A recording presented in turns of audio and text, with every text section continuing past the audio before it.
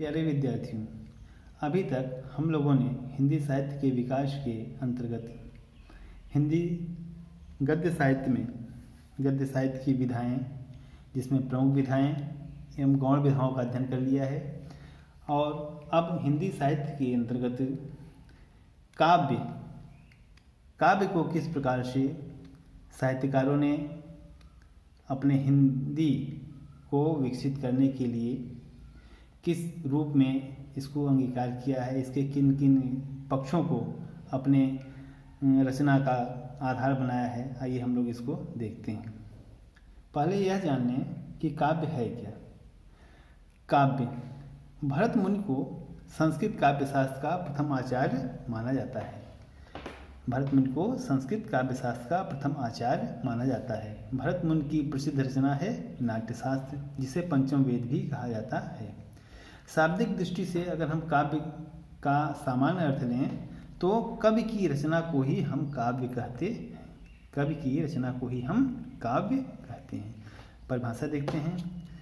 संस्कृत आचार्यों ने इसको किस प्रकार से परिभाषित किया है। आचार्य विश्वनाथ प्रसाद ने वाक्यम रसात्मकम काव्यम, अर्थात रसयुक्त वाक्य ही काव्य है।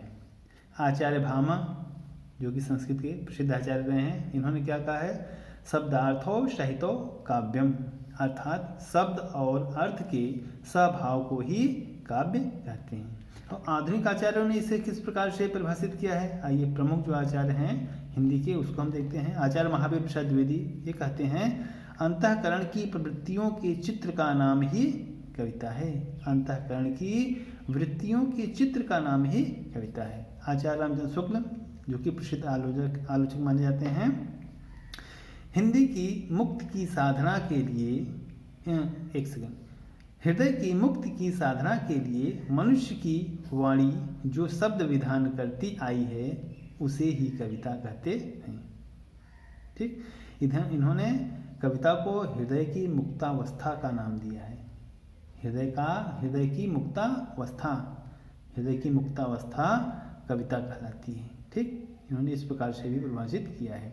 डॉक्टर नगेंद्र ने किस प्रकार से इसको परिभाषित किया है, रसात्मकम शब्दार्थ ही काव्य है। रसात्मकम शब्दार्थ ही काव्य है। उपर्युक्त परिभाषाओं का सम्यक विवेचन करने पर यह निष्कर्ष निकलता है कि कविता अर्थात काव्य हृदय की मुक्तावस्था की अभिव्यक्ति है, जो आनंद की चरमावस्था का परिणाम होती है। काव्य सृजन वस्तुतः दो पक्षों के समन्वय का परिणाम होता है।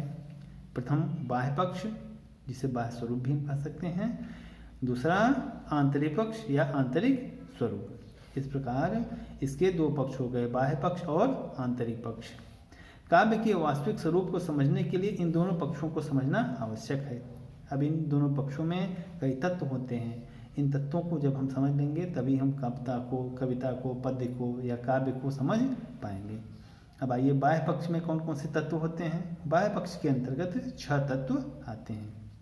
लय, तुक, छंद, शब्द योजना, चित्रात्मक भाषा और अलंकार। लय क्या होता है, आरोह अवरोह होता है। ठीक, तुक प्राय संस्कृत में अतुकांत रचनाएं रची गई हैं, जो पद लिखे गए हैं। हिंदी में तुकांत होती हैं।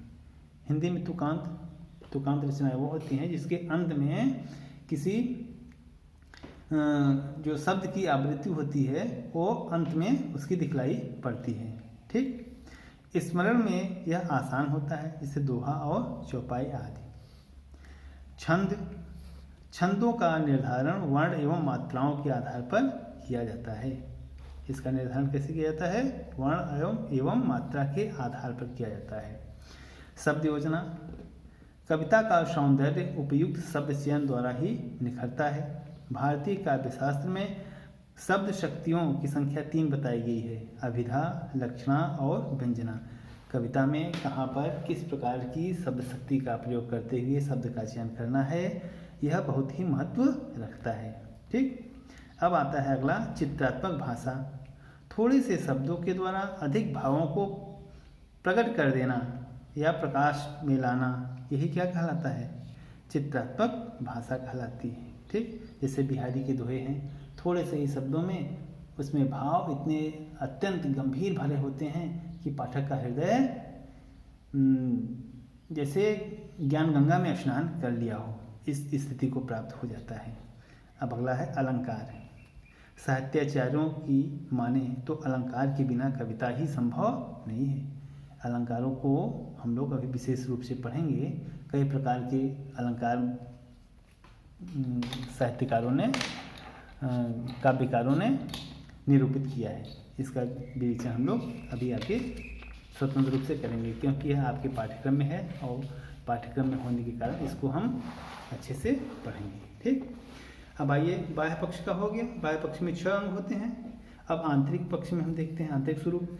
कविता के आंतरिक तत्वों के माध्यम से ही कविता की आत्मा को समझा जा सकता है। कविता के आंतरिक तत्वों के माध्यम से ही हम कविता के आत्मा को समझ सकते हैं। कविता में अनुभूति एवं भावों की प्रमुखता का विशेष महत्व होता है। इसके अंतर्गत देखिए क्या क्या चीज़ें आती हैं। आंतरिक पक्ष में अनुभूति की तीव्रता, अनुभूति की व्यापकता, कल्पनाशीलता, रसात्मकता एवं सौंदर्यबोध, भावों का उदात्तीकरण आदि ये सब प्रमुख तत्व हैं जिनको अपना करके, जिनको अपना अंग बना करके कविता अपनी पूर्णता को प्राप्त करती है, पाठक के हृदय पर एक विलक्षण प्रभाव डालने में सफल होती है। ठीक, कविता के इन बाह्य एवं आंतरिक स्वरूपों के विभिन्न तत्वों में से हम उन्हीं तत्वों का अध्ययन विस्तृत रूप में करेंगे जो हमारे पाठ्यक्रम में निर्धारित हैं, जैसे रस, छंद और अलंकार। ठीक, तो कविता के विभिन्न तत्व हैं बाह्य और आंतरिक। इनमें से हम केवल रस, छंद, अलंकार का अध्ययन करेंगे और संक्षेप में और जो उसके तत्व हैं उन सब तत्वों के बारे में जानकारी प्राप्त करेंगे। लेकिन उसके पहले हम लोग काव्य का निरूपण कर रहे थे। काव्य का हमने परिभाषा पढ़ा है, परिभाषा समझ लिया, और अब हम देखते हैं कि काव्य के भेद क्या हैं, कितने प्रकार के काव्य होते हैं। काव्य के भेद ये 2 आधार पर होते हैं, स्वरूप के आधार पर और शैली के आधार पर। काव्य के जो भेद हैं, कविता के जो भेद हैं, पद के जो भेद हैं, पद के वो 2 आधार पर होते हैं, स्वरूप के आधार पर और शैली के आधार पर। स्वरूप के आधार पर देखिए कौन कौन से होते हैं, दृश्य काव्य और श्रव्य काव्य और दृश्य काव्य। श्रव्य काव्य भी 2 प्रकार के होते हैं, प्रबंध काव्य और मुक्तक काव्य। प्रबंध काव्य भी 3 प्रकार के होते हैं, महाकाव्य, आख्यानक गीत और खंड काव्य, 3 प्रकार के हो गए ना। और मुक्तक काव्य 2 प्रकार के होते हैं, पाठ्य मुक्तक और गेय मुक्तक। ठीक, और शैली के आधार पर हम पद्य को 3 रूपों में विभाजित कर सकते हैं, पद्य काव्य, गद्य काव्य और चंपू काव्य। अब आइए हम इन सब का मतलब समझ लेते हैं, अर्थ समझ लेते हैं कि वास्तव में प्रबंध काव्य क्या है, मुक्तक काव्य क्या है, दृश्य काव्य क्या है, चंपू काव्य क्या है। आइए, स्वरूप के आधार पर काव्य 2 प्रकार के होते हैं, श्रव्य काव्य और दृश्य काव्य। तो श्रव्य काव्य 2 प्रकार के हैं, प्रबंध काव्य। प्रबंध काव्य क्या है भाई, पहले हम लोग ये समझ लें श्रव्य काव्य क्या है। श्रव्य काव्य ऐसा काव्य जिसे पढ़कर या सुनकर, श्रव्य अर्थात सुनना, जिसे पढ़कर या सुनकर के आनंद की प्राप्ति हो, उसे श्रव्य काव्य कहते हैं। ये 2 प्रकार के होते हैं, प्रबंध काव्य और मुक्तक काव्य। प्रबंध काव्य आइए देखते हैं, जिस काव्य में कोई कथा व्यवस्थित रूप में कही गई हो या वह धारावाहिक कथा हो, धारावाहिक अर्थात वह क्रमबद्ध, सिलसिलेवार, बिना टूटे वह क्रम से चल रही हो। ठीक, क्रमबद्ध रूप में चल रही हो और उसमें गौण कथाएं भी बीच बीच में सहायक रूप में शामिल हों। गौण कथाएं बीच बीच में मूल कथा के साथ चल रही हों, ये सब प्रबंध काव्य के उदाहरण हैं। ठीक, प्रबंध काव्य में एक कथा तो मूल होती है, मुख्य कथा होती है, उसके साथ बीच बीच में सहायक कथाएं भी लगी रहती हैं। जैसे रामचरितमानस है, अब उसमें जो सहायक कथाएं हैं, जैसे सबरी का चरित्र चित्रण आ गया, अहिल्या का उद्धार आ गया, और इस प्रकार से जो छोटे छोटे हनुमान का या सुग्रीव का, इन सब का जो घटना है, किष्किंधा कांड है, इन सब का जो थोड़ा थोड़ा वर्णन है, ये सब सहायक या गौण कथाओं के रूप में आ जाते हैं। तो ये सब सहायक होते हैं, लेकिन मेन क्या है, वो मुख्य कथा होती है। ठीक, तो मुख्य कथा के साथ साथ गौण कथा भी बीच बीच में चलती रहती है। अब आइए मुक्तक काव्य क्या होता है? इसमें किसी एक छंद या पद के माध्यम से ही किसी भाव, रस या घटना का वर्णन होता है। किसी दूसरी घटना का वर्णन दूसरे छंद में वर्णित होती है। प्रत्येक छंद अपने आप में पूर्ण एवं स्वतंत्र होता है।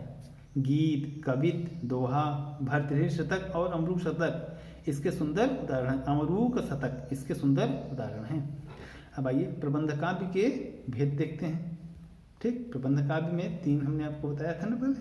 प्रबंध काव्य में पहला है महाकाव्य। महाकाव्य क्या है भाई? इसमें किसी महान व्यक्तित्व या व्यक्ति, पर्सनालिटी के संपूर्ण जीवन की कथा का वर्णन होता है। इसमें कम से कम 8 सर्ग होते हैं और मुख्य कथा के साथ साथ लोक कथाएं भी चलती हैं, जैसे पृथ्वीराज रासो, रामचरितमानस, पद्मावत, प्रिय प्रवास, दसमुपाध्याय द्योत का है, और साकेत मैथिली चंद्रगुप्त का है, उर्वशी रामधारी सिंह दिनकर का है, लोकायतन पंत जी का है। ये सब महाकाव्य के अंतर्गत आते हैं। अब खंड काव्य क्या है? इसमें किसी नायक के जीवन की किसी एक घटना का विस्तार पूर्वक वर्णन होता है, जैसे सुदामा चरित नरोत्तम दास का है, जानकी मंगल, आलोकवृत्त खंड काव्य हम लोगों के पढ़ने के लिए कोर्स में भी रखा गया है आज ना। इसमें 8 से कम सर्ग होते हैं, ठीक, 7 होंगे या 7 से कम होंगे।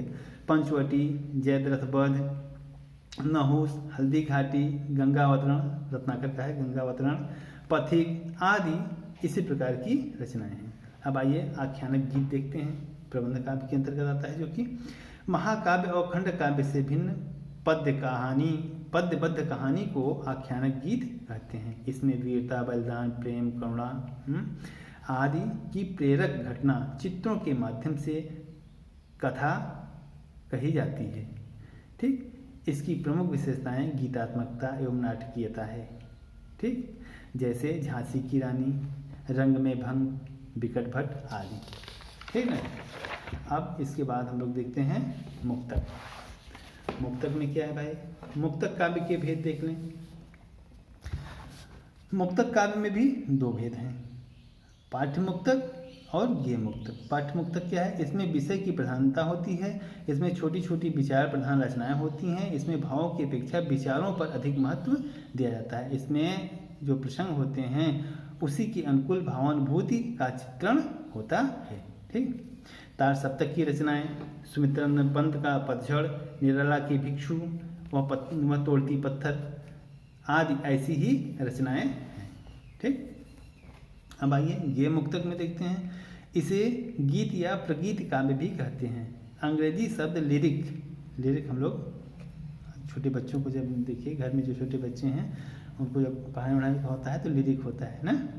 तो अंग्रेजी शब्द लिरिक इसका समानार्थी माना जाता है। इसमें भाव प्रवणता, कल्पनाशीलता, सौंदर्यात्मकता, संगीतात्मकता की प्रधानता होती है। कबीर, तुलसी, रहीम, मीरा, पंत, महादेवी वर्मा आदि के भक्ति परक, नीति परक एवं श्रृंगार परक जो ये दोहे ये सब हैं इसी के अंतर्गत आते हैं। मतिराम बिहारी देव की रचनाएं भी इसी कोट में आती हैं। ठीक है। अब आइए हम लोग देखते हैं दृश्य काव्य। दृश्य काव्य क्या है भाई? जिस काव्य में आनंद की अनुभूति अभिनय के माध्यम से या अभिनय को देख करके, उसके पात्रों के कथोपकथन को सुन करके, या पात्रों के वेशभूषा को देख करके, या उनके हाव भाव को देख करके जो आनंद प्राप्त होता है उसे ही हम क्या कहते हैं? उसे ही दृश्य काव्य कहते हैं। अर्थात दृश्य काव्य वह है जिसको हम देख करके, जिसका मंचन हो। ठीक, ऐसा काव्य जिसका मंचन हो, उसको देख करके हम लोग आनंद की अनुभूति करते हैं। जैसे नाटक है, चलचित्र है, सिनेमा जिसे कहते हैं, फिल्म, नाटक, चलचित्र, ये सब है। ठीक, दृश्य काव्य को रूपक भी कहा जाता है। रूपक के 10 भेद काव्य शास्त्रों में बताए गए हैं।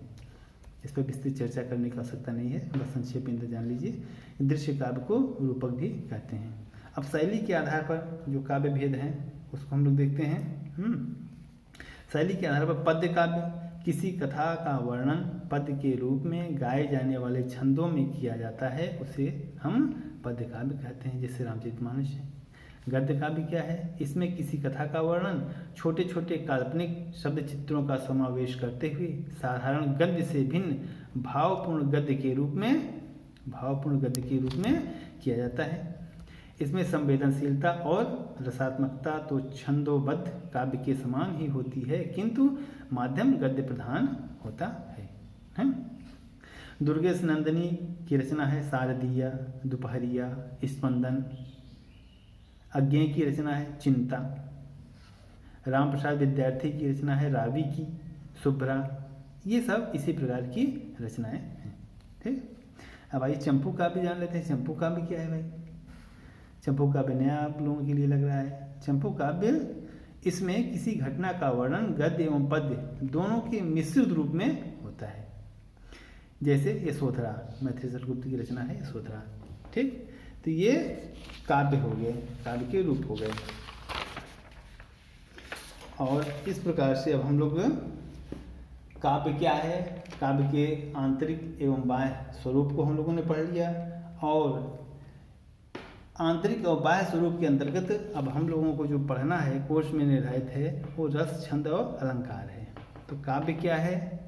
देखिए, जब तक हम लोग काव्य की अंगों या काव्य के इस तत्वों को नहीं समझ लेंगे, तब तक काव्य की भली भांति समझ हम लोग नहीं पा सकेंगे। जो साहित्यकारों ने, जो कवियों ने, जो हमारे पाठ्यक्रम में निर्धारित किया गया है पढ़ने के लिए, उसको जानने के लिए आवश्यक है कि पहले हम रस, छंद और अलंकार को जान लें। ठीक, तो अगले टर्न पर हम लोग रस, छंद और अलंकार के बारे में क्रमशः पढ़ेंगे। आज हम लोगों ने पढ़ा काव्य, काव्य कितने प्रकार के होते हैं। ठीक, अब अगले टर्न पर रस, छंद, अलंकार को लेकर के हम लोग मिलेंगे। ठीक, तब तक आप लोग तैयारी कीजिए। धन्यवाद।